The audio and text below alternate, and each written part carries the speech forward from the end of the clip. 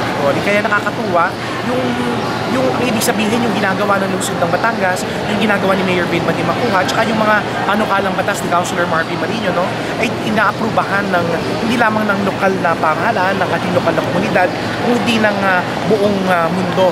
The approval of the whole world sa ating mga ginagawa at yung pagsabi nila na karangalan ito at ito ay dapat ipagpatuloy, nakakatuwa at nakakataba ng puso. Karangalan to ng lahat ng mamamayan ng lungsod ng Batangas.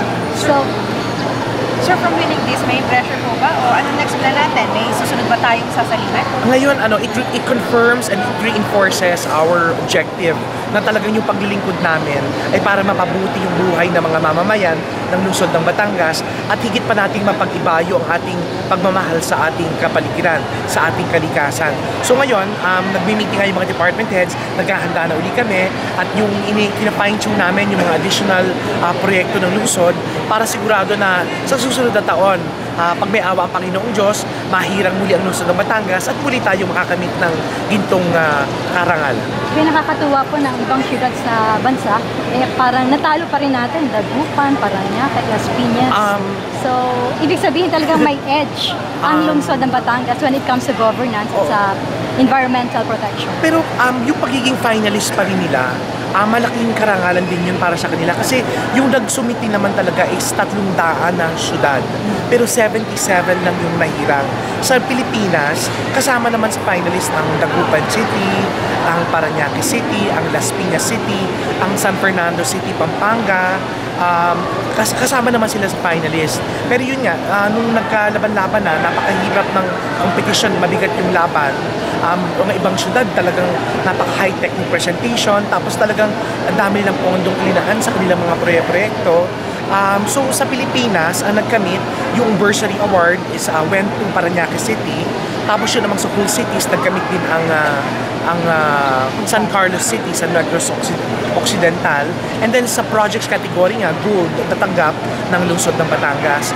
Yung mga naging finalist na lungsod, bagamat hindi nila nakamit yung ginto o pilak na karangalan, yung pagiging finalist pa lang nila dito sa most livable community, makikita mo yung mga present nila nakakahanga din naman. So hindi maaaring masabi na natalunan sila or ano, pero karangalan ng lungsod ng Batangas na makamit ang ginto, karangalan ito ng buong Pilipinas dahil ang Batangas pa rin naman ay kumakatawan hindi lang sa mga mamamayan ng lungsod ng Batangas, kundi sa mamamayan ng buong Republika ng Pilipinas. Okay, in terms of benefits po, tourism, ano po yung pwedeng masabi ng pamahalang lokal ng Batangas sa pagkawali? Ang nakakatuwa, ang unang-unang nag-congratulate agad sa lungsod ng Batangas ay ang pamahalaan ng Estados Unidos, ng United States of America. Yun naman ay nararapat lamang kasi yung United States government kasi through their Agency for International Development, ang laki din ng suporta nila sa lungsod ng Batangas. They actually funded the presentation of Batangas and they trained us, yung mga speakers, kung what to say, how to say it. So more or less, we had a little bit of tips from them. And yung support ang ipinakita ng USAID sa lungsod ng Batangas ay isang malaking bagay din na ating tatanungin na malaking utang na loob. Ay nakakatuwa nito sa pagkakapanalungan natin, ang sabi ng USAID, they will continue to support Batangas City, and in fact, they are now even more encouraged to really concentrate on Batangas because they can see that and this is from their words, they can see that there is much promise in Batangas. The things that they do here really produces very good results. So yun nakakatabayan ng puso. And hopefully, nakita namin si Secretary Brother Armin Luis of the Department of Education, and also I think the DILG has already been informed of the victory of Batangas City. So it's a pride for the entire country, and hopefully we can also, hindi lang pang sarili, pero we can share with the other cities of the Philippines kung ano yung ehemplong ipinakita ng lungsod ng Batangas. Napanood po namin yung inyong presentation. Talagang tinatanong kayo, ginigisa kayo ng mga panelists. Ay, gisa talaga. Yung pag magtanong talaga sila, ginigisa ka. Ang nakakatawa nito, there was one city particularly na nauna sa amin na nag-present at nag-present ay yung governor ng kanilang lalawigan, the governor of Taitung in the Taiwan. Nakakatuwa yung presentation niya. It was really seamless. Flawless talaga yung presentation at yung pondo nila para sa kanilang mga proyekto talagang napakalaki. Something that is unimaginable para sa atin. Pero I was very surprised na they did not win any major award, no? Kasi yung presentation ng Taiwan, yung Taitung, kahanga-hanga talaga yung pinakita. Pero which goes to show, nung tinanong din sila, the grilling was very tough. So ganun din yung sa Batangas City. We were really grilled by the panel of judges. One of them was Japanese, yung isa was American, and another was, if I'm not mistaken, German. Pero talagang ang bigat ng mga tanong, sinasagot namin as honestly as we can.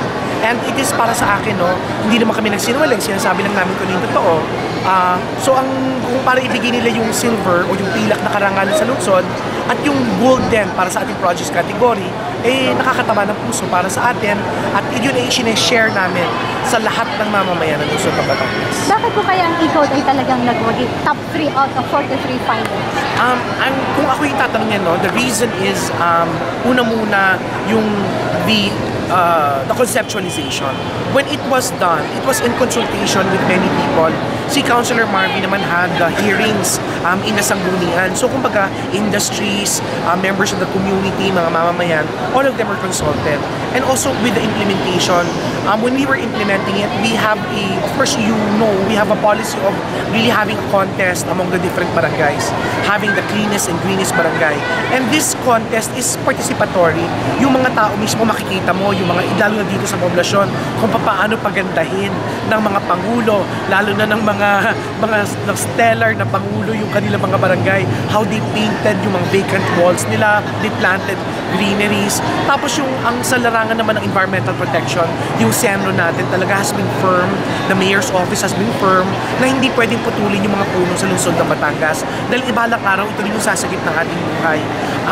And how we have simply been aware of that we must care for our environment and how we address the issues collectively and how people understand na pag ikaw ay nagkalat o ikaw ay nagdumi o ikaw ay nagputol ng puno, this is something we must pay for. So nagpa-fine yung mga tao at tayo ay hindi nakikialam diyan kung sino dapat magbayad siya. So kumbaga, the honest implementation of the E-Code I think is something na pwede natin ipagmalaki. Hindi lang dito kundi sa buong Pilipinas. And of course, we also told the judges, no, that in Batangas we have a policy against plastics, against styrofoam. We also have a firm stand against mining in the city. So I think these things the judges appreciated. At yun nakakatuwa because it really was translated into an award, a gold award and a silver award for Batangas City. Congratulations po. Sa atin yan, sa atin lahat. Salamat po.